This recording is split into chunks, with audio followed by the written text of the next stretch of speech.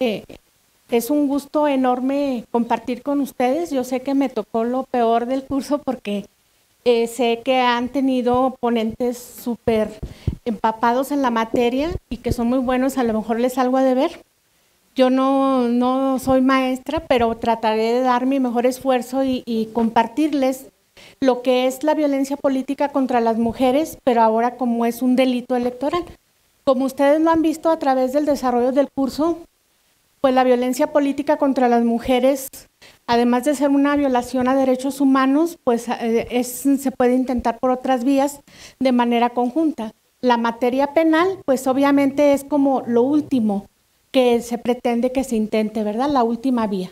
Sin embargo, pues se puede intentar todas las vías al mismo tiempo. No es limitativo que tú interpongas una denuncia o que pongas una queja en derechos humanos o un procedimiento administrativo y enseguida el derecho penal. No, lo podemos hacer de manera conjunta. Entonces a mí me toca el tema de lo que es la violencia política contra las mujeres en razón de género, pero como un delito. Este delito, como sabemos todas, pues Zacatecas ha sido pionera en muchos temas y no nos quedamos atrás en la tipificación de la violencia política. En nuestro Código Penal, el 24 de junio de 2018, se tipificó en el artículo 267 bis. Entonces ya teníamos un delito de violencia política, no como un delito electoral, pero existía como un delito. Es hasta la reforma reciente del 2020, el 13 de abril, que hubo una importante reforma, yo creo que ya lo han visto, donde también nuestra Ley General en materia de delitos electorales tuvo una reforma, donde se incluyó el delito de violencia política como un delito electoral. Se incluyó el artículo 20 bis con 14 fracciones. Esas 14 fracciones contemplan las conductas que pueden constituir un delito electoral. Lo vamos a ver un poco más adelante, cómo es que a pesar de que dicen que son 14 fracciones, pues no solamente son 14 conductas. Cada fracción tiene varias conductas que pueden constituir un delito electoral. En todas estas reformas de 6 leyes generales y 2 leyes orgánicas, pues que es importante el concepto de violencia política contra las mujeres. En todas estas leyes va a ser el mismo, ¿sí? Va a ser lo mismo la violencia política y de ahí se va a desprender también el delito de violencia política. ¿Qué de más importancia para nosotros en materia penal ocurrió en estas reformas? Pues que se ordena un registro de personas sancionadas por violencia política por razón de género.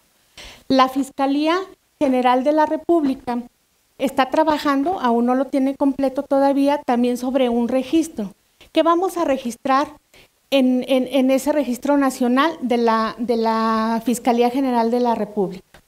Pues todas las fiscalías estatales vamos a estar registrando quién es la víctima, cuál es la forma de violencia que se le cometió, en qué lugar, bajo qué circunstancias, quién cometió esa infracción, ese delito.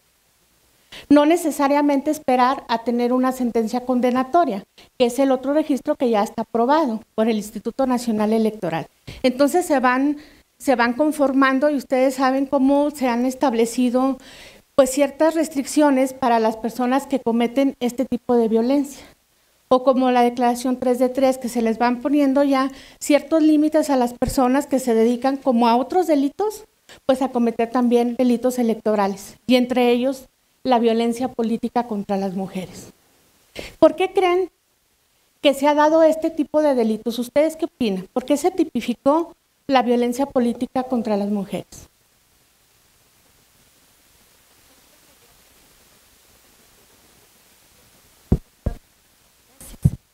Buenas tardes, gracias. Creo que es una forma de violencia para inhibir la participación de la mujer, porque se está dando mucho, entonces es eso, ¿no? Que está causando incomodidad al otro género y por eso.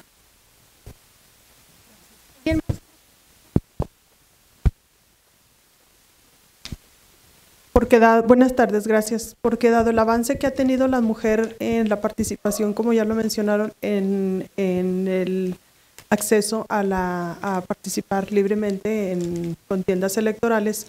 Obviamente, pues esto ha causado, aparte de la incomodidad, pues es un nivel de competencia ya muy par. Entonces van a buscar la manera de evitar a toda costa que las mujeres se lleguemos a esos espacios de poder, de toma de decisiones. ¿Alguien más? Pues exactamente por eso, ¿verdad? Porque los hombres, usted lo dijo, nos crean una competencia cuando no es así, ¿verdad? ¿Y por qué? Porque pues las mujeres día a día estamos accediendo a puestos de poder, donde esos puestos de poder pues estaban reservados para los hombres, ¿verdad? Yo creo, a lo mejor aquí todas las que estamos, pues ya entendemos un poquito más, ¿verdad? Que no es una competencia, que es algo que nos corresponde y que lo podemos hacer y muchas veces mejor, no muchas veces, mejor que los hombres. Somos más administradas, más organizadas, podemos hacer una infinidad de actividades al mismo tiempo, lo que a los hombres pues muchas veces se les dificulta, ¿verdad? Poder hacer muchas actividades al mismo tiempo. Y entonces a mayor participación de las mujeres en el ámbito político, pues mayor es la violencia. Pero ¿saben qué es lo más triste? Que no sufrimos violencia por los hombres, por las mujeres.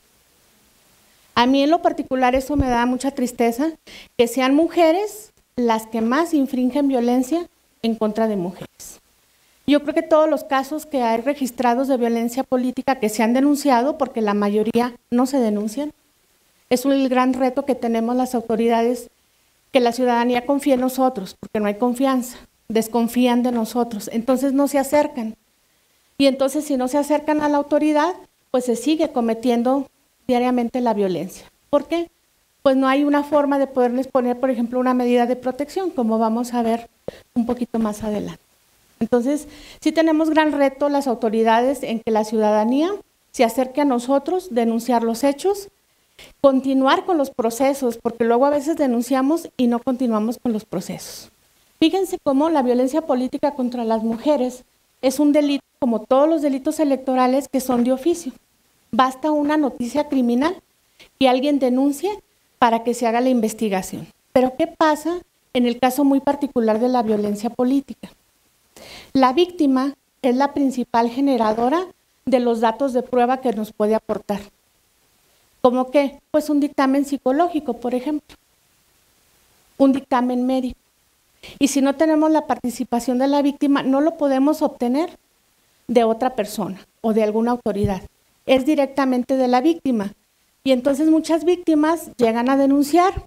Hablemos de candidatas, se termina el proceso electoral. Quizás no ganaron o quizás ganaron y no quieren ya saber absolutamente nada de esa denuncia. Y ahí es una limitación. ¿Por qué? Porque no tenemos un resultado positivo. ¿Cuál es un resultado positivo? Bueno, que se castigue, que se sancione a ese hombre o mujer que cometió la violencia. Y tristemente aquí en Zacatecas les comparto que sí tenemos algunas denuncias registradas por violencia política, pero las tenemos sin concluir o concluidas en archivo temporal, porque las víctimas no nos quieren apoyar. Seguimos teniendo impunidad, ¿sí? Y cero resultados. Bien, como les decía, la violencia política contra las mujeres es un mismo concepto, creo que ya todos los que han participado les han comentado, y en la Ley General en materia de delitos electorales, la violencia política es igual, que son las acciones, las omisiones, incluida la tolerancia, basada en elementos de género, ejercida dentro de la esfera pública o dentro de la esfera privada. Ustedes recordarán que anteriormente, ¿dónde visibilizábamos la violencia? Pues en la esfera pública. Regularmente la veíamos en la esfera pública. Y todas estas acciones o omisiones obviamente que tienen que tener un objeto o un resultado. Estas acciones o omisiones tienen que limitar, anular o menoscabar el ejercicio efectivo de los derechos políticos y electorales de una o de varias mujeres, el acceso al pleno ejercicio de las atribuciones inherentes a su cargo, labor o actividad, el libre desarrollo de la función pública, la toma de decisiones, la libertad de organización, el acceso y ejercicio a las prerrogativas, ¿sí? Entonces, como ven aquí, ya no solamente estamos hablando de a quien se le afecta el ejercicio a sus derechos políticos y electorales, sino también a quien se le afecta el ejercicio del cargo público. A mujeres que son electas a través del voto, pero también a mujeres que son designadas a ejercer un cargo público. Y aquí ya estamos hablando de dos tipos de víctimas, o sea, dos características especiales. Y entonces, ¿cómo vamos a ver nosotros o cómo vamos a detectar cuando hay violencia política? Porque no toda la violencia hacia las mujeres es una violencia política. Hay violencia, pero puede ser no política, ni puede constituir un delito electoral. Tenemos que detectar 4 puntos. Detectar los elementos de género y nos tenemos que preguntar, ¿esa violencia, esas acciones o omisiones se dirigen a la mujer por el hecho de ser mujer? ¿Las afecta de manera desproporcionada que a los hombres? ¿Tiene un impacto diferenciado? ¿La misma conducta le afecta de manera diferente a las mujeres que a los hombres? Y además de detectar estos elementos, bueno, esas acciones y omisiones tienen que tener por objeto limitar, anular o menoscabar el reconocimiento, goce o ejercicio de los derechos políticos electorales. ¿Se realiza en el marco del ejercicio de derechos políticos electorales o se realiza en el ejercicio de un cargo público? Que son las fases en las que se puede dar la violencia política. Luego vamos a identificar qué tipos de violencia es la que se está utilizando, si es física, si es verbal, patrimonial, económica, social, psicológica y recientemente la violencia vicaria que se acaba de incluir como un tipo de violencia. Finalmente no viene aquí, pero luego viene que lo cometan los agentes del Estado, un grupo de personas o una persona en particular. Fíjense aquí cómo, les voy a poner un ejemplo que lo voy a retomar enseguida, que les afecta de manera desproporcional. Un ejemplo muy claro es una mujer candidata que está participando en un proceso electoral. Llegan sus contendientes de un partido diferente y empiezan a colocar propaganda político-electoral donde ella aparece desnuda. ¿Sí? Desnuda. Es muy claro que aparezca desnuda. Pongan a otra persona, otro candidato que aparezca desnudo y ustedes a quién creen que le va a afectar. El solo hecho de que aparezcan desnudos. Ahí viene que le va a afectar de manera desproporcionada, no es lo mismo, es la misma conducta, pero no le afecta lo mismo al hombre que a la mujer. O algunas leyendas que tampoco les van a afectar lo mismo a los hombres o a las mujeres. Por ejemplo, las mujeres cargadas y en un rincón. O hay otras frases más ofensivas, ¿verdad? Que uno lo dice así, pero que inmediatamente que las mujeres y los hombres lo tenemos en la mente, sabemos o sabemos a qué se dirigen, o qué pretenden causar, o cómo voy a herir a esa mujer. O alguien que está en el ejercicio del cargo público y que empiezan a decir, es que está ahí porque le dio las nalgas a el dirigente del partido. Y si dicen lo mismo de un hombre, es que está ahí porque también, pues no, ¿verdad? Nos afecta de manera desproporcionada a las mujeres. Nos causa más daño, nos limita y nos menoscaba. Estas son los tipos de modalidades de violencia. Sabemos que hay tipos de violencia y modalidades. Y la modalidad más letal para las mujeres, pues finalmente es la feminicida. Qué triste que nos maten a las mujeres por querer tener un cargo público, un cargo de poder. Y por eso nos matan, o a nuestros familiares, ¿verdad? Entonces, la violencia feminicida es la peor forma de las violencias. Y sé que aquí la maestra les dio qué es el género y los estereotipos de género. Para comprender, lo vamos a retomar muy rápidamente. ¿Verdad? A ver si es cierto. Bueno, tenemos que en el artículo 7 de la Ley de Acceso a las Mujeres a una Vida Libre de Violencia nos establece que el género Es el término para referirnos a la construcción cultural e histórica de lo femenino y lo masculino. Los roles de género es el conjunto de conductas y expectativas que deben regir la forma de ser, de sentir, de actuar de las mujeres y los hombres, en base a tareas y funciones y responsabilidades, porque sabemos que desde chiquitas a las mujeres nos sabemos que tenemos que hacer ciertas tareas y los hombres también les designamos que hagan tareas. Les aseguro que por más feministas que podamos ser, lo hacemos de manera inconsciente con nuestros hijos, quien tengan hijos. Ya les asignamos la tarea y cuida a tu hermanito. ¿Sí o no? ¿No lo hacen? Las que no tengan hijos, ¿qué hacen con sus hermanos?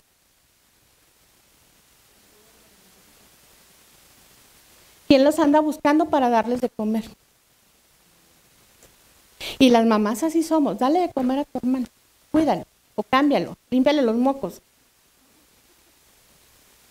Sí, así somos, ¿verdad? Creo que todos lo hacemos por más, no, dice ella que no, ¿verdad? Bueno, hay con excepciones, pero seguimos reproduciendo, ¿verdad? Este tipo de roles de género. Y los estereotipos de género es una opinión o perjuicio generalizado acerca de atributos o características que hombres y mujeres poseen o deberían de poseer, de las funciones sociales que ambos desempeñan o deberían de desempeñar, que afectan derechos humanos y libertades. Y aquí viene lo que les estaba comentando, cómo a través de nuestra sociedad que es machista, que estamos trabajando para que esto vaya cambiando, pero que los vamos reproduciendo, cómo vemos los hombres y cómo vemos a la mujer. ¿Qué cargas le ponemos al hombre y qué a la mujer? A los hombres los tenemos que son proveedores, mientras que las mujeres somos cuidadoras del hogar. Los hombres son fuertes y valientes, y nosotras tiernas y amorosas. ¿Sí? ¿Quién es tierna y amorosa? Ya difícilmente, ¿verdad? Pero lo decimos aquí porque estamos en Zacatecas, en la capital. Pero vamos a una comunidad, al Salvador, al sur del estado, ¿y cómo son? Así. ¿Cómo son los presidentes municipales? Hombres, aquí se hace lo que yo digo, y todos hacen lo que el presidente dice, ¿sí? Bueno, quien toma las decisiones son los hombres, y quienes son sumisas, las mujeres. Quien genera un patrimonio son los hombres, mientras que las mujeres somos las cuidadoras. Fíjense aquí incluso cómo a los hombres pues se les impone una gran carga, ¿verdad? Porque hasta les impone hasta que tienes que hacer bienes para dejar las herencias a los hijos, ¿sí? Entonces la mujer pues administra y cuida para que ese dinero rinda. Por eso el hombre tiene que tener un trabajo remunerado y las mujeres no perciben un salario. ¿Quiénes están casadas aquí? No casadas o que vivan con su pareja. Ay, todas son solteras. Bueno, ¿quién de ustedes mujeres que viven con su pareja les pagan un sueldo por el trabajo que desempeñan en su domicilio? Lavar, planchar, hacer de comer. Y no deberíamos de tener un sueldo. A mí tampoco me pagan por hacer esas funciones. Y estoy diciendo que es una desigualdad, ¿no? Y lo acepto y contenta, ¿no? Pero así es, o sea, no reclamamos, lo damos por hecho, normalizado. Es algo que me toca hacer. Cuando no es así, pues si hacemos otra función, pues págueme, ¿verdad? Pero no lo hacemos, pero es por como es nuestra sociedad. Trabajos de fuerza y de competencia les corresponde a los hombres. Incluso a los hombres se les permite ser infieles. Sí, ¿y a las mujeres? Sí. Diga.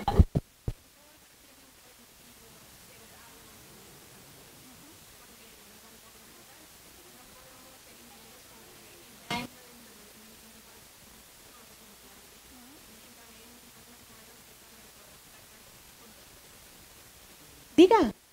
Todos sabemos. Así es. ¿Y no tenemos las mismas necesidades? del mismo derecho.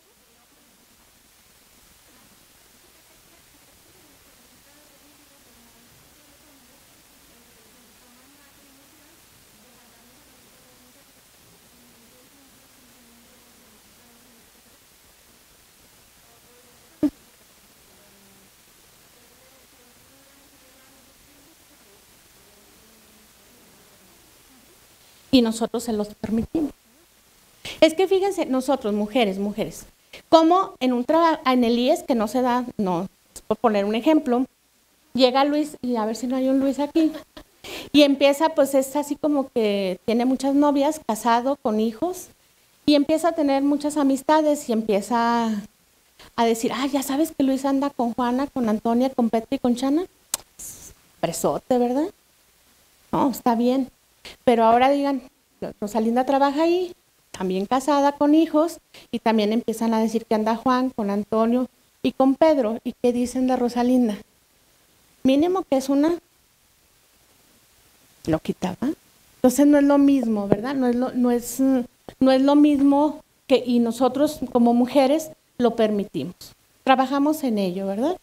Es muy difícil cambiar de un día para otro todo esto. Bien. ¿Dónde vemos actualmente reflejado las formas donde más se manifiesta la violencia?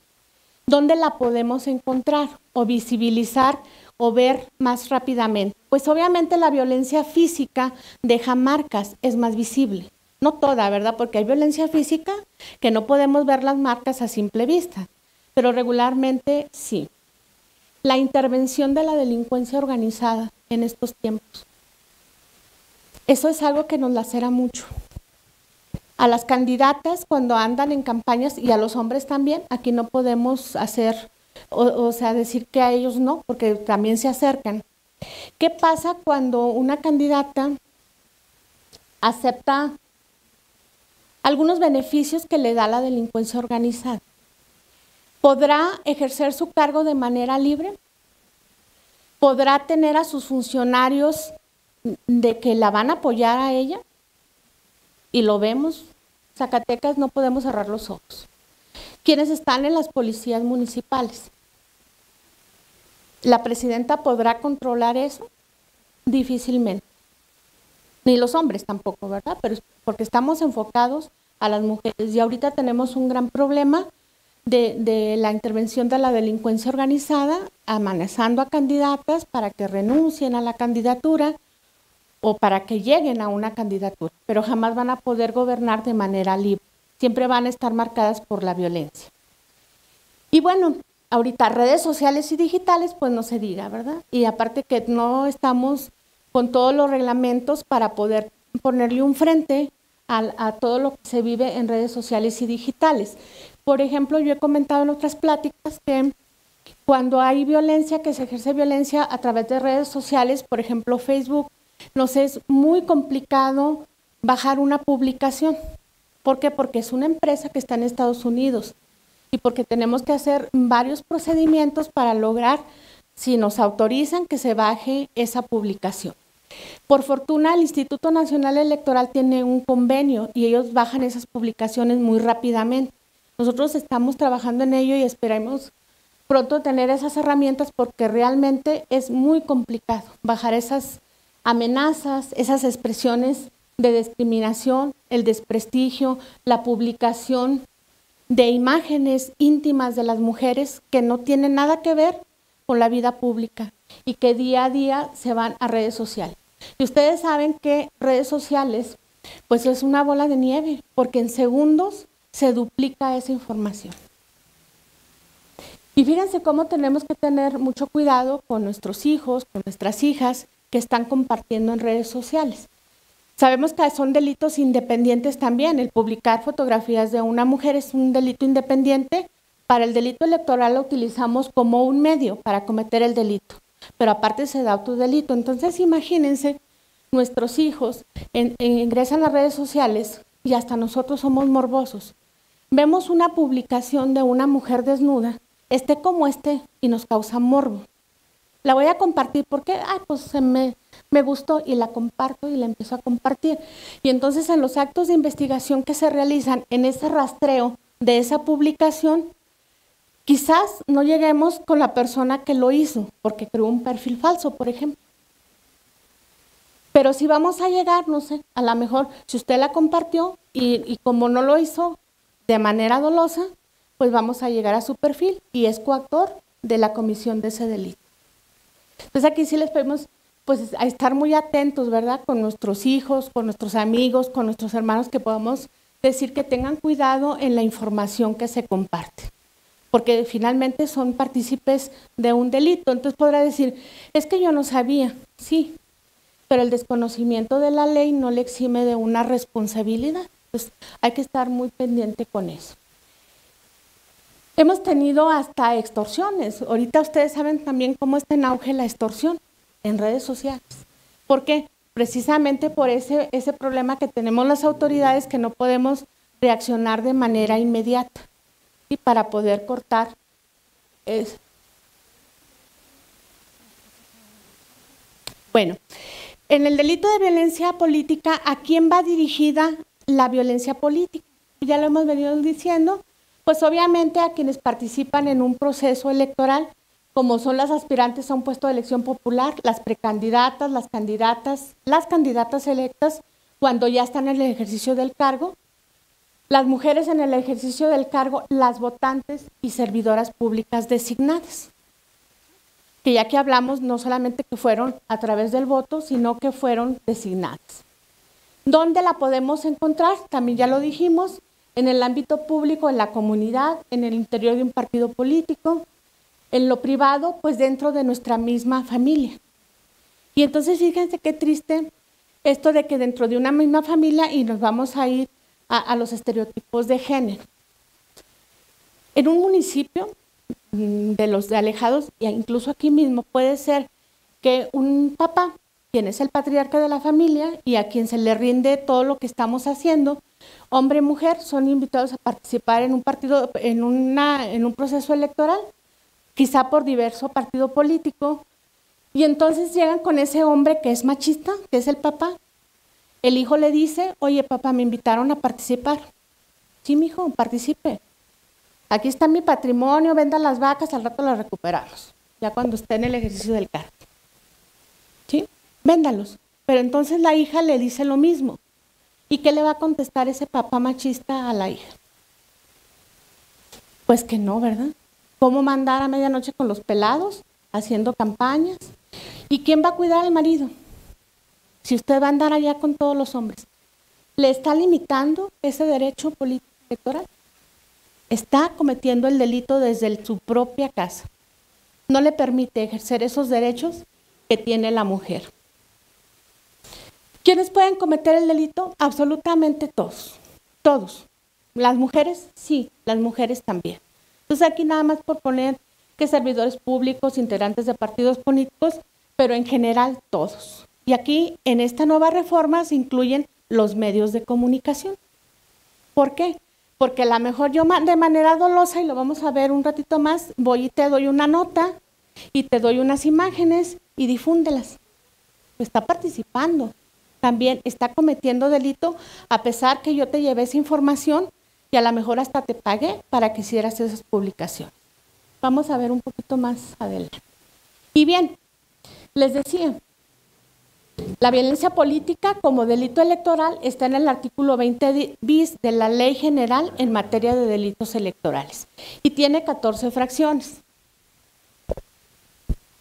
Ejercer cualquier tipo de violencia contra la mujer que afecte el ejercicio de derechos políticos y electorales o el desempeño de un cargo público. Obviamente, afecta el ejercicio de derechos políticos y electorales, estamos hablando dentro del proceso electoral. Ya fuiste electa y te ejerció violencia para que no ejerzas ese cargo público. Este delito se puede cometer los 365 días del año. ¿Sí? Cuando se nos restrinja o anule el derecho al voto libre y secreto de una mujer. No nos dejan votar. Este delito de restringir o anular también es para los hombres. También es un delito electoral que a un hombre no le permitan ejercer su voto. Nada más que aquí, por la calidad de ser mujer, no nos permitan emitir el voto. Cuando nos amenacen o intimiden, de manera directa o de manera indirecta con el objeto de inducir u obligar a presentar renuncia a una precandidatura o candidatura de elección popular. Y esto lo vamos a tener mucho en los procesos electorales. A lo mejor no vienen y me dicen a mí, oye, renuncia porque te voy a matar. A lo mejor me mandan decir con mis familiares que me van a matar si no renuncio a esa candidatura. Y esto aquí la consejera no me dejará mentir, pues es de lo que más se nos denuncia, ¿verdad? De las amenazas. Fíjense cómo es que hay amenazas que parecen ser hasta como un meme. No les voy a decir nada, pero tuvimos una denuncia de una candidata que le mandaban un corazón. Le mandaban así en su Messenger un corazón, pero ese corazón estaba formado de balas. Pero se lo mandaban nada más así, un corazón, de manera cotidiana. Y obviamente que le mandaban amenazas, pero en el Messenger solamente era un corazón con balas.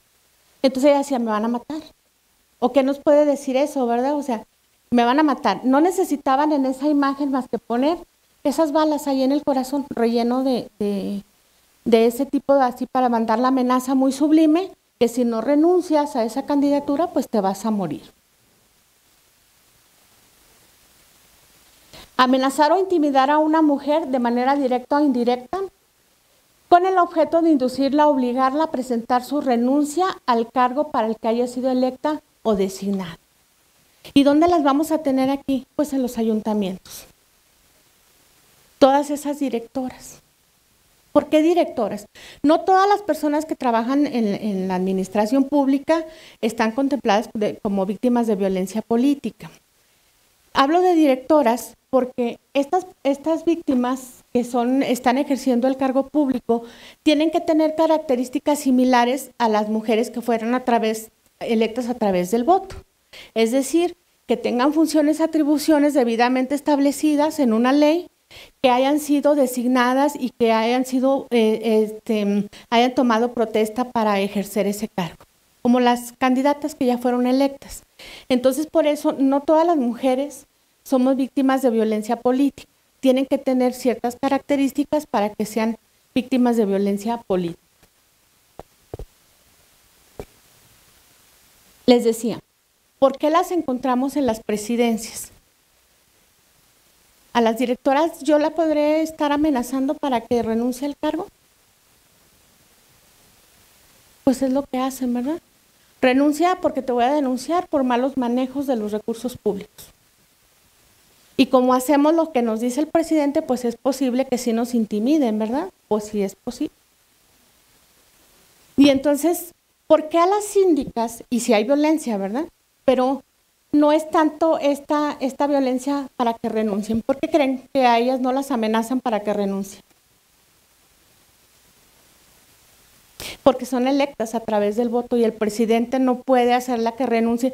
Quizás en un caso extremo, ¿verdad? Pero es muy difícil, porque es electa a través del voto, diferente a sus otras servidoras públicas, ¿verdad? Entonces, tienen que estar muy pendientes con este tipo de violencia. Impedir por cualquier medio que las mujeres electas o designadas a cualquier cargo público rindan protesta, ejerzan libremente su cargo, así como las funciones inherentes al mismo. Fíjense cómo aquí, de que rindan protesta, hay un delito electoral también, que es para hombres y mujeres, cuando hombres o mujeres son electos y no se presentan a aceptar el cargo de manera injustificada. Pueden cometer un delito electoral. Entonces, las autoridades tenemos que estar muy atentas si esa mujer no se presentó a protestar el cargo porque fue electa por su voluntad o porque la obligan. Si hay una amenaza atrás de ella para que no se presente a aceptarlo. Ejercer cualquier tipo de violencia con la finalidad de obligar a una o varias mujeres a suscribir documentos o avalar decisiones contrarias a su voluntad en el ejercicio del cargo público. Pues nuevamente, ¿cuántas veces no hemos escuchado que luego hacen observaciones en la auditoría superior? Porque fírmenle aquí, y firma todo el cabildo, y firma la directora. No le lea, así fírmele. O ya se quiere ir, ya no quiere tener un trabajo aquí, o vamos a correr a su hermano, al sobrino. Luego en los ayuntamientos, pues hay familias que trabajan todos en los ayuntamientos y es una forma de hacer presión a esa directora, por ejemplo, que tiene directora que van a correr a sus familiares. Entonces, pues esto se dio muy recurrente en el pasado, incluso en los partidos políticos, como a las mujeres les daban a firmar un documento, lo firmaban y ¿qué creen que era? Que estaba renunciando a su candidatura. Después salía, ¿verdad? O sea, lo veíamos antes muy continuo. Limitar o negar a una mujer el otorgamiento, ejercicio de recursos o prerrogativas para el desempeño de sus funciones, empleo, cargo, comisión, o con la finalidad de limitar el ejercicio de sus derechos políticos y electorales. Una mujer que no le dan prerrogativa a su partido político, obviamente que se dirija solamente a ella, porque no es lo mismo que a lo mejor no le llegan las prerrogativas a tiempo y no le dan a ninguno, pero supongamos que a todos se los dan, menos a la compañera, que es candidata, y le dan sus prerrogativas, ¿qué le gusta? 10 días antes de que cierren las campañas. ¿Qué campaña podrá hacer sin dinero? Legalmente, ¿verdad? O sea, con dinero lícito. ¿Le afecta? De manera desproporcionada, ¿verdad? Entonces, también las candidatas sufren mucho de esto, que no les entregan los partidos políticos sus prerrogativas, no les dan el dinero para que puedan hacer sus campañas. Súmenle a que la delincuencia organizada, que llega, les impide que hagan sus eventos políticos, pues va a tener una campaña muy nula, ¿verdad? Y el resultado se va a reflejar. Y aquí viene lo de los medios de comunicación. Publicar o divulgar imágenes, mensajes o información privada de una mujer que no tenga relación con su vida pública, utilizando estereotipos de género que limiten o menoscaben el ejercicio de sus derechos políticos y electorales. Y hay miles de ejemplos, y todos los días lo vemos, ¿verdad? Nomás que muchas veces pues las mujeres no denuncian.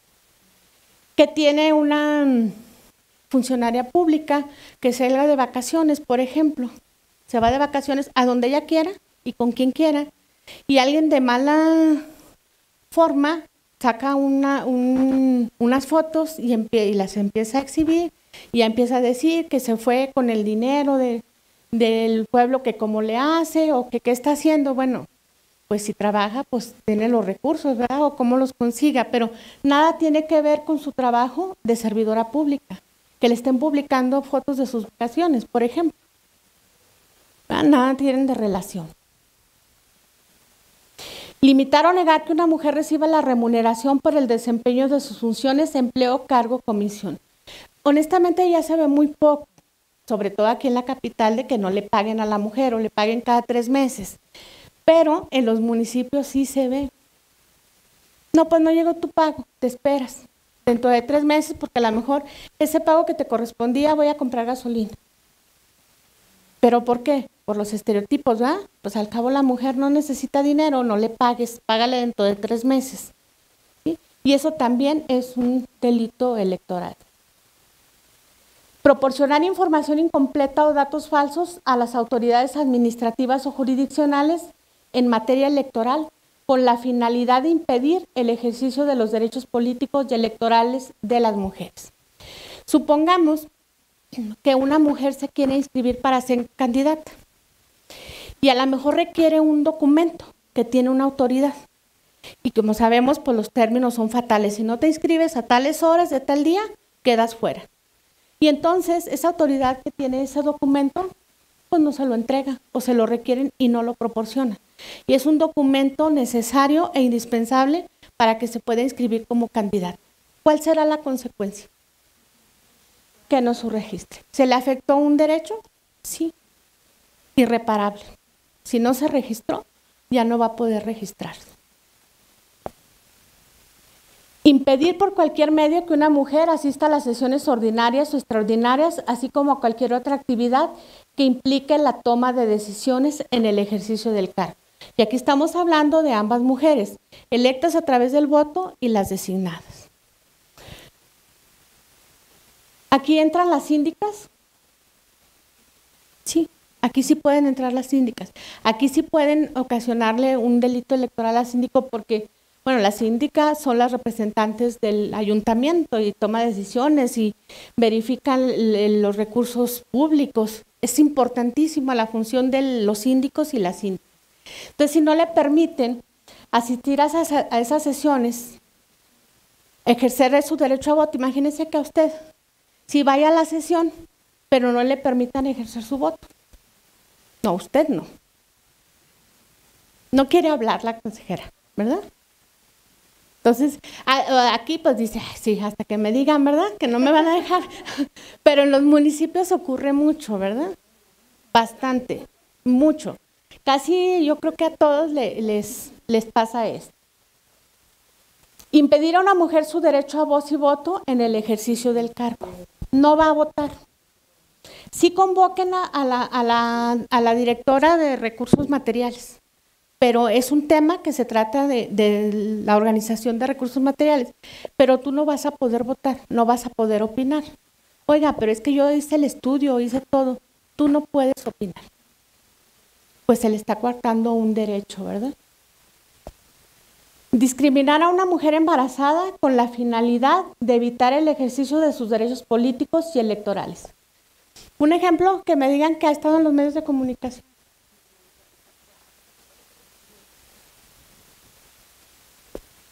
Aquí está. Discriminar a una mujer porque está embarazada, según dijo en medios de comunicación, porque no tenemos denuncia, ¿verdad? Y ella dijo que no la presentaría, o sea, nuevamente lo que les comentaba al inicio. ¿La podemos iniciar de oficio? ¿Con cualquier persona que nos haga del convencimiento? Sí, sí la podemos iniciar de oficio. ¿Tendremos algún resultado si ella no quiere? ¿Por qué? ¿Yo cómo voy a saber, o la autoridad, refiriéndose a la autoridad, si le afectó, le menoscabó, le disminuyó su derecho, le impidió el ejercicio del cargo público, si ella no me lo dice? O al menos lo está diciendo públicamente que no le causó eso, o sea, según ha dicho, ¿verdad? Pero es por su preparación que tiene, quizá, es que es muy subjetivo. Porque luego a mí me pueden decir una palabra que a mí, ay, ¿qué? Pues a mí ni me afecta.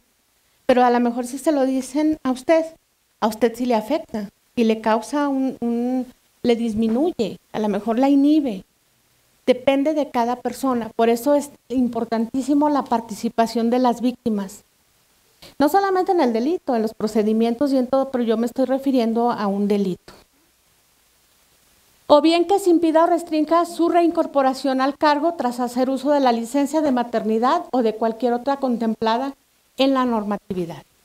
Fíjense ahorita, ya por fortuna la pandemia, pues como que va pasando, ¿verdad? Pero ustedes recordarán cómo a inicios de la pandemia la enfermedad dejó muchas consecuencias. Entonces imagínense una mujer que regresa, pues no sé, mal de sus pulmones, una directora de seguridad pública. Oigan, usted no me sirve, pues si no puede dar 3 pasos ya está cansado. Sí, pero es que no me puedes restringir ese derecho, derivado de una incapacidad por una enfermedad. Y te van a correr, obviamente, como corren a las mujeres que regresan porque de maternidad, porque nos dicen, no, oiga, todo el día quiere estar cuidando al niño. La lactancia, su hora de lactancia, no me sirve. Aquí la necesito 24 horas. Y por eso nos corren, cuando no debería de ser, ¿verdad? Deberíamos de tener el apoyo de entonces quién nos cuide, ¿verdad? ¿Y por qué los hombres no pueden cuidarlo? Obviamente que no pueden lactar, pero sí pueden cuidar a los bebés. Bueno, ahora ya les dan también incapacidad, ¿verdad? Días de cuidados maternales, licencias, ojalá y las utilicen para eso, ¿eh? Bueno, realizar o distribuir propaganda político-electoral que degrade o denigre a una mujer basándose en estereotipos de género con el objetivo de menoscabar su imagen pública o limitar sus derechos políticos y electorales. Es lo que les comentaba hace un rato, ¿verdad? Cómo esa propaganda de una mujer con estereotipos de género le va a afectar más que a un hombre. Todas estas conductas, estas 14 conductas, obviamente que tienen un precedente, ¿verdad? ¿Qué es lo que ha pasado anteriormente para que se llegara a convertir en un delito? Los hombres, los partidos políticos siempre andan buscando rutas para esquivar todo esto. ¿Sí? en lugar de establecer procedimientos o no ejercer violencia política, pues siempre andan buscando cómo poder sacarle la vuelta a esta conducta y van evolucionando día con día. Sé que ahorita, y no tiene mucho que se reformó, pues ya estas conductas se nos van quedando atrás porque ya hay otras nuevas, ya innovadoras, que no están tipificadas y que se pueden cometer para causar violencia política. Bien, ¿cuáles son las sanciones a estas conductas? Tenemos una sanción general que va de 4 a 6 años, la más alta, y una multa de 200 a 300 días multa, y una mínima que va de 1 a 2 años y una multa de 50 a 100 días multa. Es las sanciones que se pueden poner por este tipo de conductas. Y luego tenemos un aumento.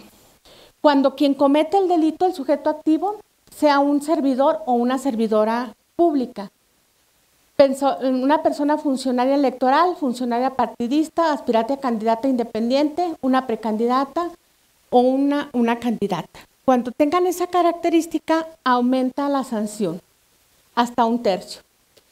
Y cuando esa violencia se dirija o se cometa en contra de una mujer perteneciente a un pueblo indígena, pues es una sanción hasta 1/2.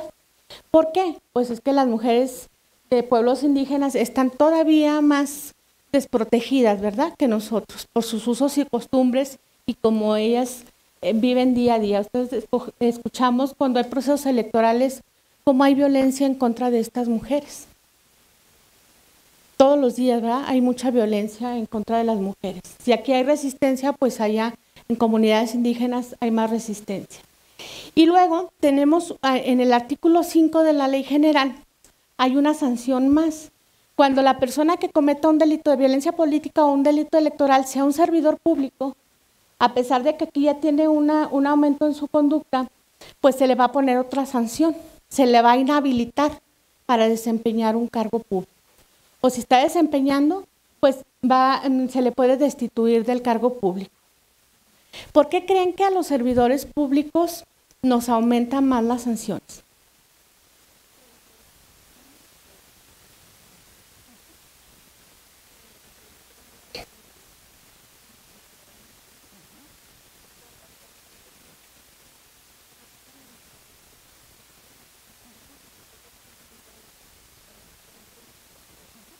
Porque somos garantes, ¿verdad?, de esos derechos, porque tenemos que cuidarlos. Y entonces, ¿alguien ha leído la ley, se me olvida cómo se llama, la Ley General de Responsabilidades Administrativas? Si son funcionarios públicos. Y ahí viene una sanción, ¿verdad? Y viene una obligación para todos los servidores públicos que tengan conocimiento de un delito, violencia política, estamos obligados a denunciarlo, porque somos servidores públicos, porque tenemos que cuidar al ciudadano, en donde estemos. De alguna u otra manera tenemos responsabilidad, por eso se nos inhabilita, por eso tenemos mayor sanción. En todos los delitos, cuando sea un servidor público el que los comete, vamos a ser sancionados mayormente. Vamos a ver ahora, ya que vimos cuáles son los delitos, quiénes son víctimas de un delito, no solamente de violencia política, víctimas de un delito. Tenemos víctimas directas, víctimas indirectas, víctimas potenciales. Obviamente que las víctimas directas es quien resiente el daño, esa mujer que está siendo agredida, ¿sí? Pero luego las víctimas indirectas pues pueden ser nuestros familiares que están cerca de nosotros, que también incluso los mandan a amenazar, que los van a matar, que los van a lesionar, que les van a destruir su patrimonio. Víctimas potenciales, personas físicas cuya integridad física o derechos peligren por prestar asistencia a la víctima, los policías, por ejemplo, los de derechos humanos que están protegiendo a esa víctima, también puede ser una víctima potencial, porque también pueden sufrir amenazas. ¿Y por qué les hablo de víctimas? Bueno, para saber que si cometen un delito en mi perjuicio, ¿quién más tiene derecho a que se le brinde una medida de protección? No solamente a mí como víctima directa. ¿Cuáles son algunos de los derechos de las víctimas por violencia política? a ser tratada sin discriminación, con respeto a su integridad y al ejercicio de sus derechos, a que me den atención médica y psicológica gratuita, integral y expedita. Pero además esa atención médica y psicológica tiene que ser especializada. Ya no es como antes, pues llévelo con el doctor, ¿verdad? Cualquier doctor. No, necesito una atención psicológica, me tienes que llevar con un psicólogo. Es lo primero que debemos de hacer todas las autoridades. Primero, poner a esa víctima fuera de peligro, que se sienta bien, que ya que esté bien se le da atención psicológica y entonces sí, ya llevarte a denunciar. Pero lo primordial es la víctima, darle esta atención. Que se le otorguen las medidas de protección necesarias para evitar que el daño sea irreparable. Por eso les decía, como en este derecho de la víctima, si la víctima no denuncia y la están amenazando que la van a matar y no denuncia y la autoridad no hace nada por desconocimiento, pues ¿qué va a pasar? Lo más seguro es que sí se le va a causar una afectación, o la muerte, o alguna lesión, una desaparición. Entonces va a tener una consecuencia si no les brindamos medidas de protección. Tiene derecho a que le demos información y asesoramiento de manera gratuita, inmediata. ¿Qué puedes hacer? Es que no es violencia política contra las mujeres, pero eso no le quita obligación a la autoridad que te deba de canalizar a dónde puedes acudir, dónde te puedan atender de ese tipo de violencia que estás sufriendo. Digan.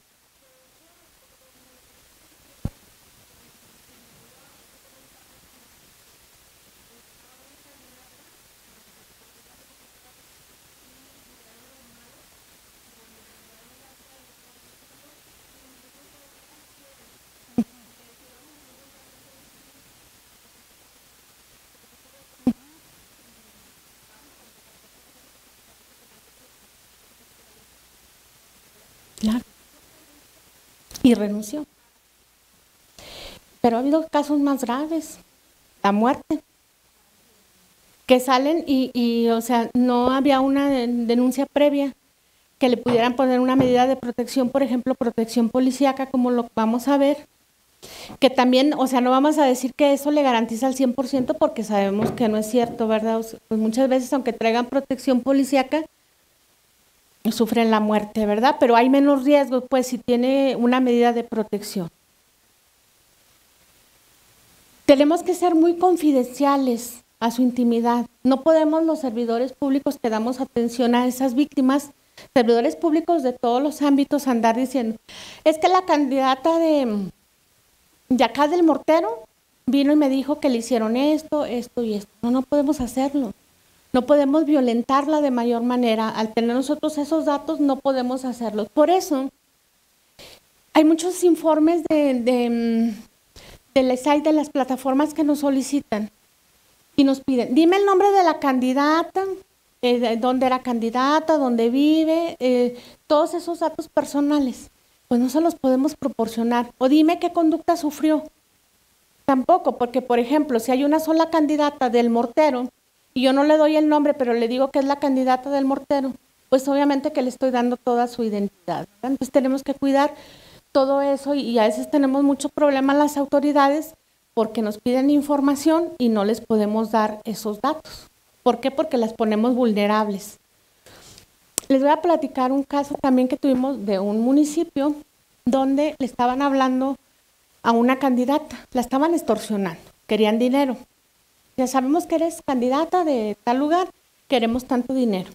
Pero aparte quiero que me des el número telefónico del candidato del partido tal, de la candidata del partido tal. Y entonces, sabemos que hay muchas formas para cometer extorsión, y más si son figuras públicas es más fácil que lleguen a ellos. Pero ¿cómo creen que se sentía esa candidata? Pues ya quería renunciar, ya no quería saber más de la candidatura. Porque decía, no es que ya me está diciendo y luego si también extorsionan al otro candidato me va a echar la culpa a mí, mejor renuncio. Afortunadamente logramos establecer que eran extorsiones que están dentro de un penal, que no representan realmente un daño inminente y real para la víctima y ya pues salió al final bien. Tenemos que designarle un asesor jurídico de manera inmediata para que la asesore, para que le diga qué es lo que debe de hacer, a dónde debe de ir, qué debe de aportar.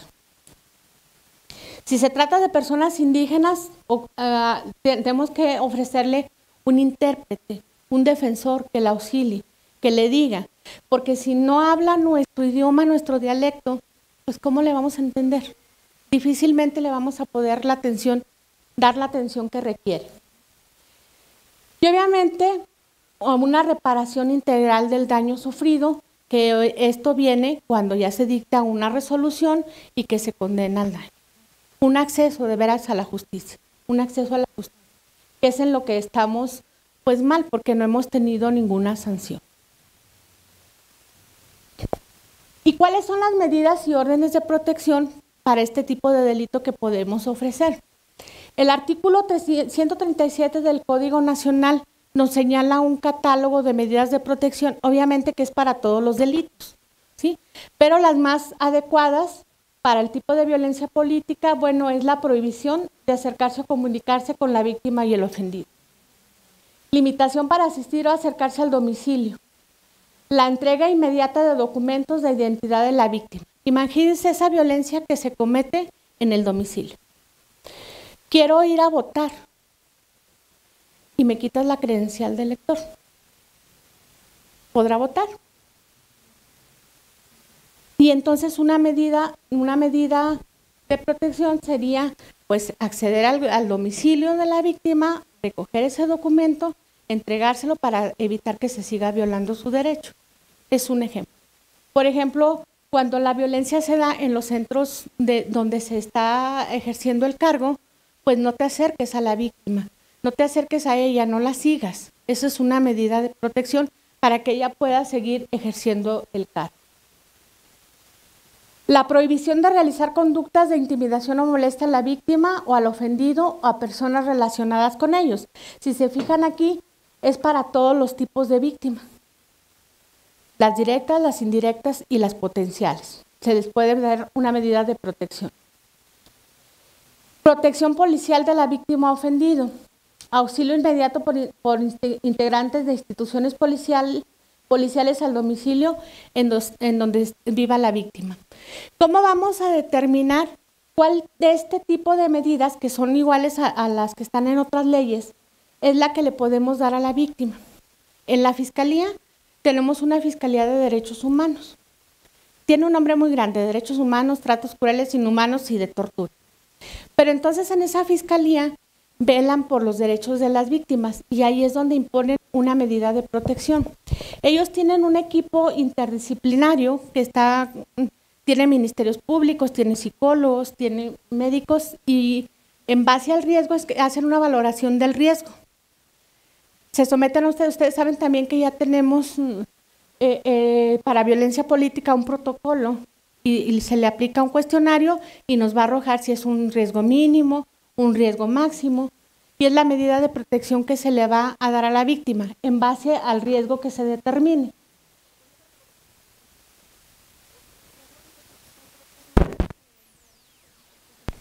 No, es un protocolo que emitió el Instituto Nacional Electoral en febrero, es que no lo recuerdo bien, me parece que es en febrero de este año, o sea, que fue aprobado.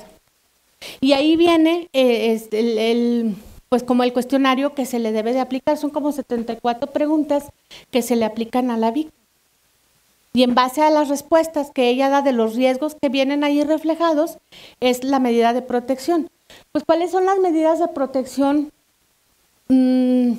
Pues más, no más severas, ¿verdad? Pero que pudieran más impactar. Pues la protección policíaca a la víctima. Pero hay víctimas que no basta con eso. Hay víctimas que se les tiene que cambiar de ciudad, de estado, de país, porque el riesgo es muy alto. Y en el momento con todo y su familia, pues se tienen que ir y la tienen que cambiar a otro estado. Realmente no voy a entretener mucho en esto porque son muy similares. Tenemos también medidas de asistencia y protección, de ayuda, de alojamiento, que es la que más se proporcionan a las víctimas, porque hay víctimas que tienen que salir de su casa desnudas, sin zapatos, con sus niños, y así se tienen que ir. Porque el riesgo es muy latente, cambio hasta de identidad a algunas víctimas, se les tiene que proporcionar. Bien, ¿Cuáles son las vías para denunciar la violencia política? Pues obviamente, yo les puse aquí la vía penal porque es lo que me corresponde. La denuncia en la FICEL, que ahora es la Fiscalía de Delitos Electorales Federal, o en las Fiscalías de Delitos Electorales Estatales. Ahí presentamos las denuncias por la vía penal. En la vía electoral o administrativa, a través del juicio electoral ciudadano, ante el Tribunal Electoral Estatal o juicio para la protección de los derechos políticos electorales del ciudadano ante el Tribunal Electoral del Poder Judicial de la Federación, que yo sé que ya vieron todos estos temas.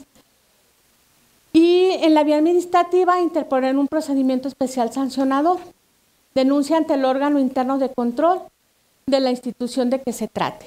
Y aquí nos faltaría también, si es el servidor público el que los comete, pues acudir ante la Comisión de Derechos Humanos, ¿verdad? También a interponer una queja. ¿Cuál es la ruta de atención o qué es lo que hacemos ya que decidimos denunciar? Nosotros nos basamos en el Código Nacional de Procedimientos Penales y el artículo 223 nos señala los requisitos mínimos que debemos de aportar al presentar una denuncia. Nos dice que está permitido que la denuncia sea con identidad permitida, es decir, que yo te quiero decir cuáles son todos mis datos personales, nombre, domicilio, edad, a qué me dedico, dónde vivo. Pero también te puedo decir que omitas todos esos datos personales. Incluso la puedo hacer de manera anónima. Puedo hablar por teléfono y decir que te quiero hacer una denuncia, no de manera anónima. Los hechos son estos y proporcionarte solamente los hechos. ¿Sí? Sí, a nivel local también. Tenemos, ahorita les voy a dejar la línea y una liga de predenuncia en línea, donde lo pueden hacer, pero sí lo podemos hacer, hablar por teléfono a la Fiscalía, Policía de Investigación y nada más dar el reporte. Si yo no quiero que se conozca mi identidad, doy los hechos, nada más. ¿Sí?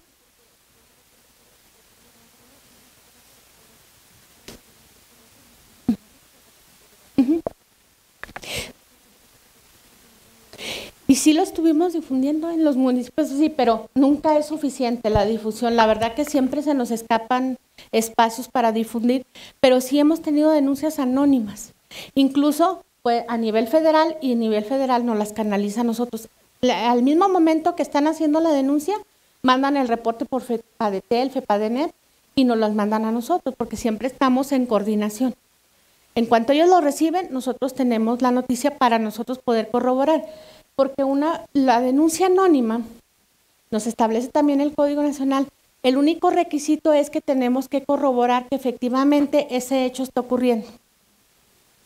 Porque como todas las denuncias anónimas pueden decirnos, me voy a meter a los delitos de coacción del voto, por ejemplo. En tal lugar están comprando el voto, están dando dinero. Tenemos que ir a corroborar que efectivamente sea cierto. ¿Por qué? Pues muchas veces son distractores, ¿verdad?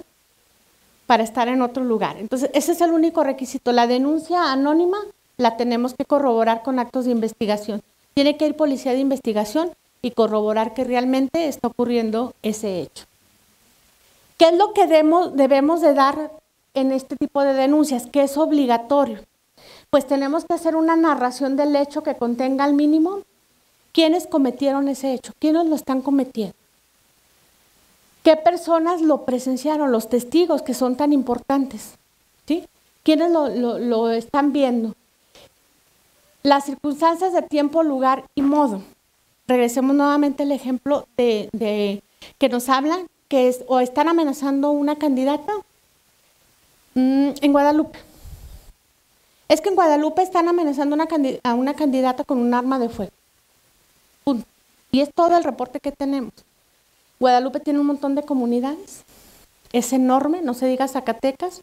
¿A dónde va la autoridad a corroborar ese hecho? Lo que hace policía, bueno, sus técnicas de investigación, pues así como es en espiral, iniciando por el centro y que el hecho se está cometiendo en la comunidad más lejana de Guadalupe. Cuando llega la policía, pues ya no encuentra nada. Por eso es tan importante que al momento de la denuncia te diga, oiga, en la calle Guadalupe Victoria, frente al puesto de gorditas de Doña Petrita, están en este momento unas personas armadas, están en un vehículo, o sea, los datos más que se puedan para poder tener una efectividad en esa denuncia.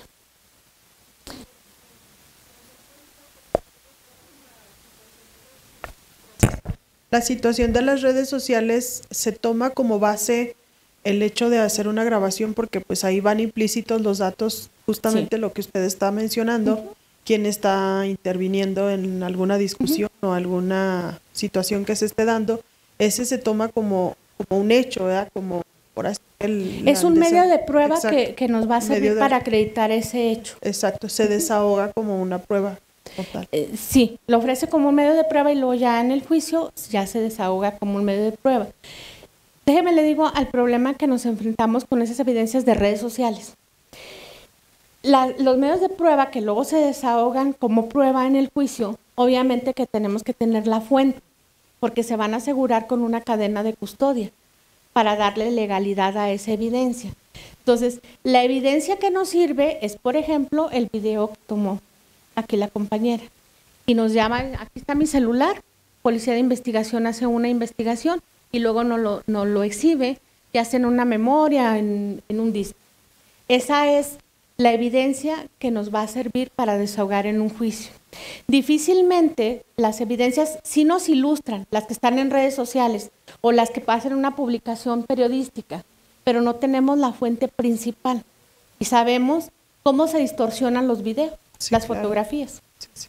Tendremos que buscar la fuente de quien tomó esa fotografía. O en todo caso, tener la mayor evidencia posible en su momento, de si fuera de más personas del mismo video y de distintos ángulos, para ver con claridad cómo sucedieron los hechos. Sí, y no tanto eso, o sea, llegar a la persona que lo tomó, que tiene evidencia que ella lo tomó, no el que lo compartió. Como es en redes sociales, ¿verdad? Lo compartió y cada que lo comparten le modifican y ya lo que llega a la autoridad es una información completamente distorsionada. Sí, claro. ¿Verdad? Pero sí nos ilustra, claro que sí. Si usted quiere hacer una denuncia, voy a exhibir este video y en la predenuncia ahorita van a ver cómo pueden arrastrar evidencia, cómo pueden subir videos, publicaciones en esa predenuncia. ¿Sí? Sí. ¿Cuáles son los medios que podemos utilizar para presentar la denuncia? Pues de manera presencial podemos acudir a la Fiscalía, a cualquier unidad de investigación en todo el estado y presentar la denuncia. Lo podemos hacer por teléfono a través de la plataforma digital de predenuncia, que ahorita les voy a decir cómo funciona. La podemos presentar en un escrito o la podemos de manera oral. Oiga, yo vengo y me ocurrió este hecho. Puede ser anónima, con identidad reservada, con identidad permitida. ¿En dónde puedo presentar esa denuncia? Como les dije, en la Fiscalía Especializada en Atención de Delitos Electorales estamos ubicados en el edificio de la Fiscalía General.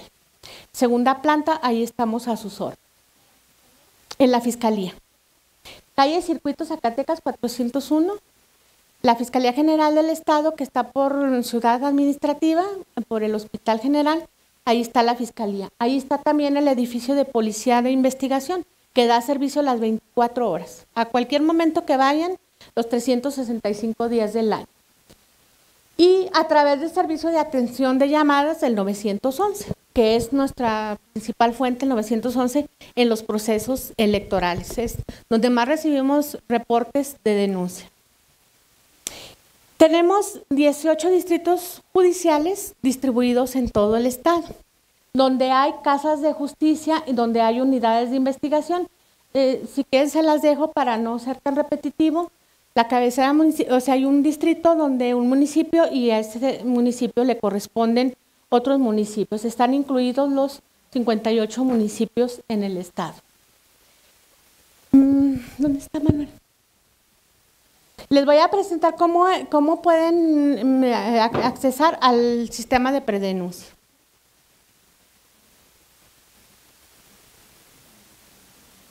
¿Alguien ha hecho una predenuncia?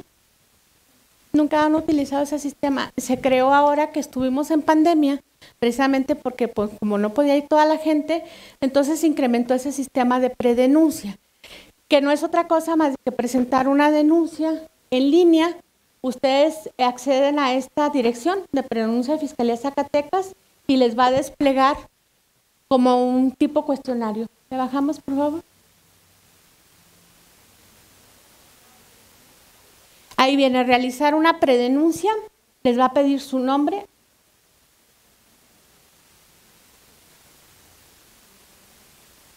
su dirección, de qué municipio, le pincha la flechita, no le va. Bueno, en la plataforma, es que aquí no pudimos acceder a internet, pero ahí va a venir todos los municipios del estado de Zacatecas, ya nomás lo eligen o lo pueden escribir. Les va a pedir un correo electrónico, un teléfono, cómo quieren que les notifiquen, si por teléfono o correo electrónico. Y ya les va a empezar a pedir los hechos, datos de los hechos, fecha de los hechos, porque no siempre es el día que van a denunciar. Puede ser que ese hecho haya ocurrido 8 días antes, un mes antes. Es que depende de la sanción. Hay diferentes prescripciones y hay diferentes formas. Ninguno de los delitos prescribe antes de 3 años. Tiene hasta 3 años. Sí, pero aguas, porque hay reglas de la prescripción que, por ejemplo, si los actos se interrumpen, ya no se interrumpen, si después de cierto tiempo se presenta la denuncia, antes de los 3 años, pero ya no se interrumpe hasta con la aprehensión de la persona que lo cometió. Entonces, si usted, no sé, unos 5 días antes que vence el plazo para el término de la prescripción y presenta la denuncia, pues obviamente no vamos a alcanzar a hacer nada, porque ya no me va a alcanzar el término. Y que se dejó de investigar, sí, también prescribe. O sea, si hay una investigación que usted presentó en tiempo, pero luego la autoridad dejó de investigar por un término, no sé, de 2 años y medio. No, si se interrumpe, se interrumpe. Hace un nuevo acto de investigación y empieza a contar el término de la prescripción.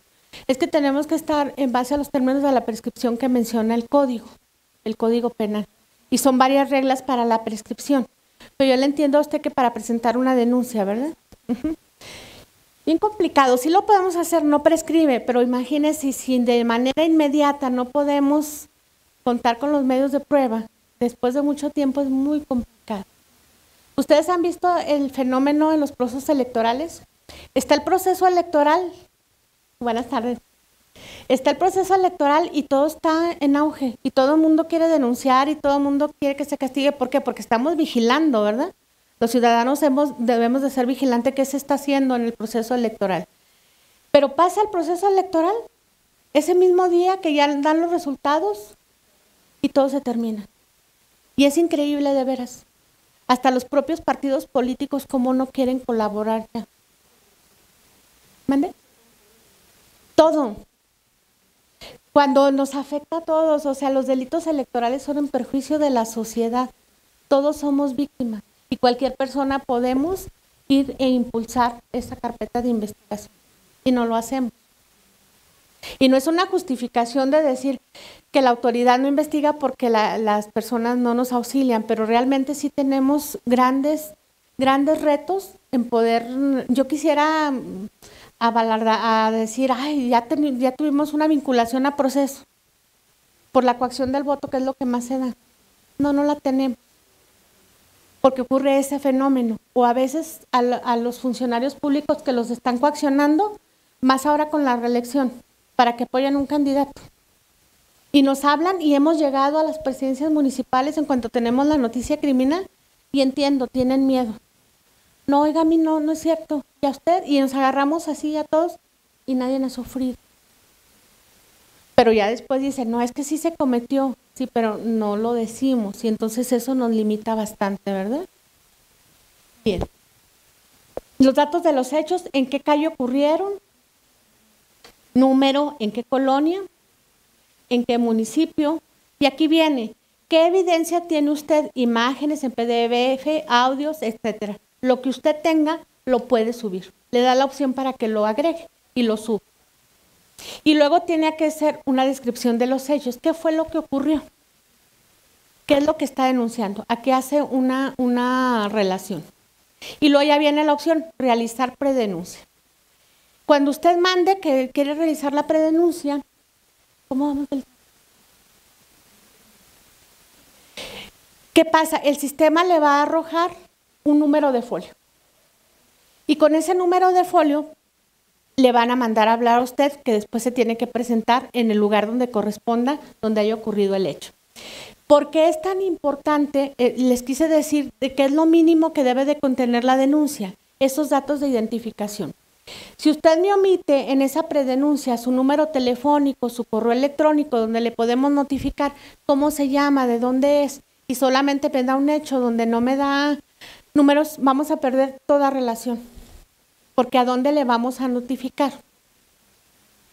Lo mismo ocurre cuando va y presenta la denuncia, pero que es omiso en esos hechos. Y insisto, los delitos electorales son cometidos en perjuicio de la sociedad.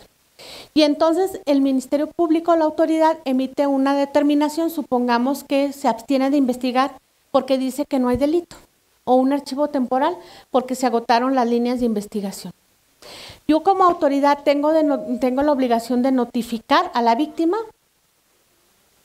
directa o indirecta o potencial, ese acuerdo. ¿Para qué? Para que esa persona, si no está de acuerdo conmigo, pueda ir con un juez de control e impugnar ese acuerdo. Pero tiene 10 días hábiles a partir de que yo lo notifico. Si yo no tengo forma de notificar, ¿qué hacemos? ¿O cómo notificamos? Bueno, fuera de la violencia política, ¿verdad? Si es un delito electoral, la víctima es la sociedad, todos. Y entonces publicamos un edicto y hacemos del conocimiento en tal fecha, se emitió acuerdo de abstención de investigación de la carpeta 5 del 2022 por el hecho que la ley señala como delito electoral y ya ponemos en qué fracción y en qué artículo. Hecho que consistió un extracto muy breve del hecho y que no se acredita. ¿Quién de ustedes ve los edictos? A no ser que tengamos un procedimiento, ¿verdad? Y que nos interese. Y entonces, ¿verdad? Y entonces, pues, ¿quién va a impugnar? Quedan firmes. Después de pasado el término, quedan firmes. Por eso es tan importante que aportemos esos datos para poder impugnar. Y no se diga, bueno, pues, sí, póngala. La violencia política, obviamente que tenemos una víctima, ¿verdad? Y a ella le vamos a notificar. Aquí les dejo mis contactos, teléfono de oficina. Ustedes pueden marcar al 492-560-50 a la extensión 35-100 y 35-102. Y los correos electrónicos fiscalia.electorales@fiscaliazacatecas.gov.mx y feadezacatecas@gmail.com. En estos correos, con independencia del formato, también pueden presentar una denuncia. ¿Sí? Nada más pedirles que lleven los requisitos y formas de notificación para que podamos poner en contacto con ustedes. Y a mí me gusta mucho lo que dice aquí.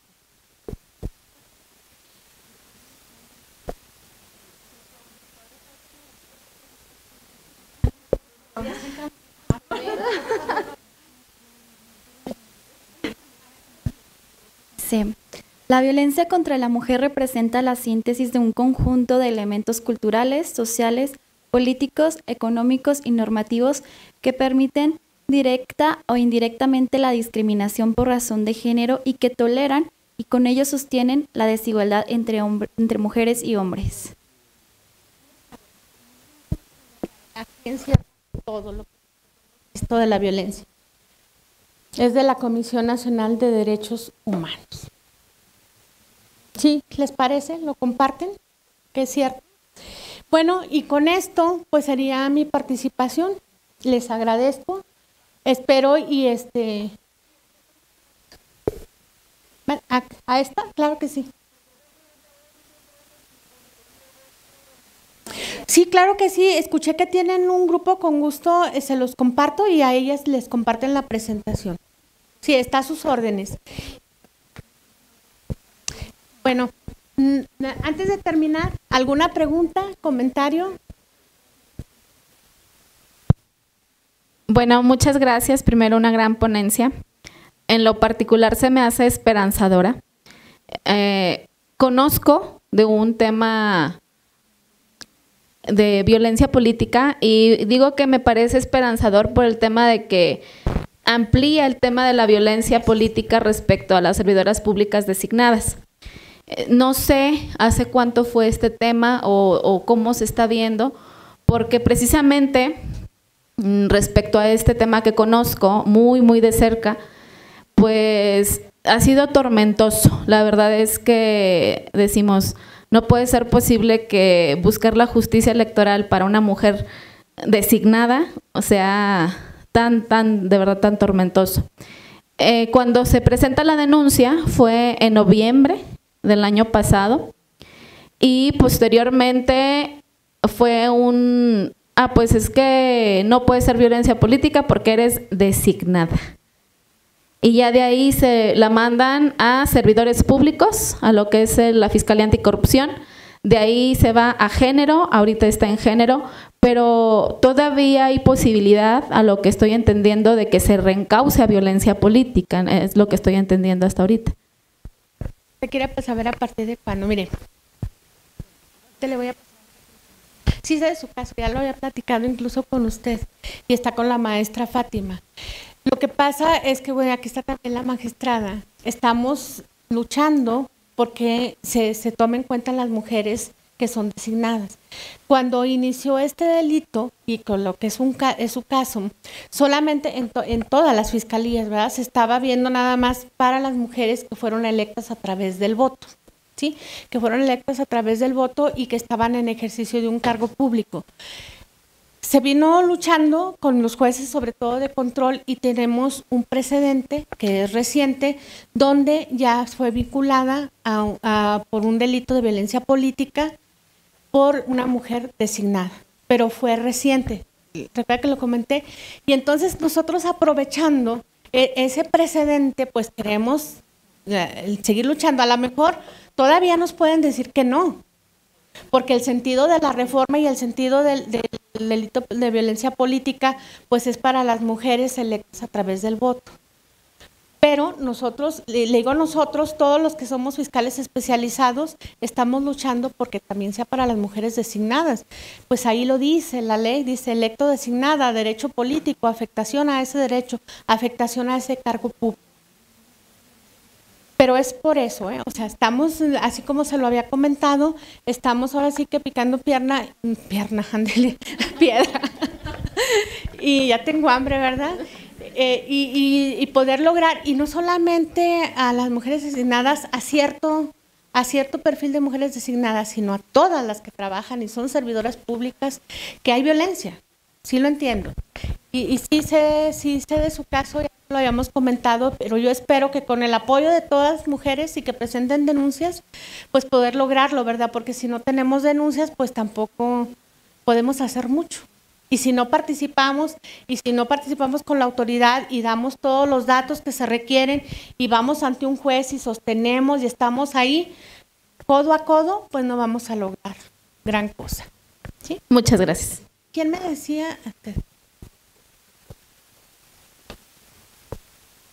¿Quién?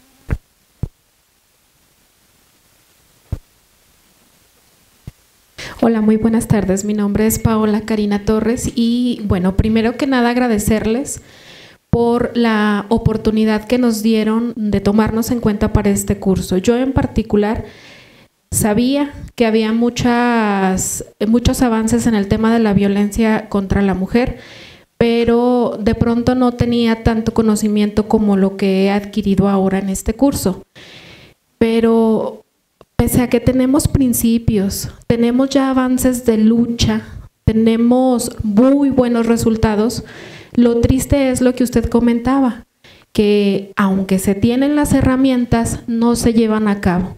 Entonces, aquí lo que a mí me detona es buscar la forma de tener como una lucha, pero contra nosotras, para bien, contra nosotras mismas, para hacer valer esos principios, para hacer valer esa lucha y para que seamos mujeres valientes, para llevar a cabo todas estas luchas que en su momento todas han peleado por nosotros. Entonces, bueno, enhorabuena Agradezco y me llevo un gran conocimiento para poder aplicarlo desde mi trinchera a medida de mis necesidades y de quien me rodea. Muchas gracias. Muchas gracias. Fíjense qué importante, ¿verdad? Si todas nos uniéramos hombro con hombro, seríamos imparables, la verdad, pero no lo hacemos, flanqueamos. Luego a veces nos ganan los intereses, muchas cosas. Finalmente es política y es una guerra. Y cada quien ve por sus intereses, pero podemos hacer mucho y además podemos reproducir esta información porque podemos ir a nuestros espacios y comunicarlo. Ah, es que no sabía. Ah, pero ya te lo voy a platicar y puedes hacer esto, puedes denunciar, puedes acudir. Fíjense, no hace mucho, para que está la ingeniera Martina, tuvimos una capacitación, ya porque sé que ya estoy de tiempo casi al límite, y el presidente municipal, hombre, que era el anfitrión, pues nos echaba muchos halagos, ay, que qué bueno, y que las pláticas y las mujeres, y luego dicen, pero es que las mujeres, o sea, como que no quieren así como que sobresalir, ¿verdad?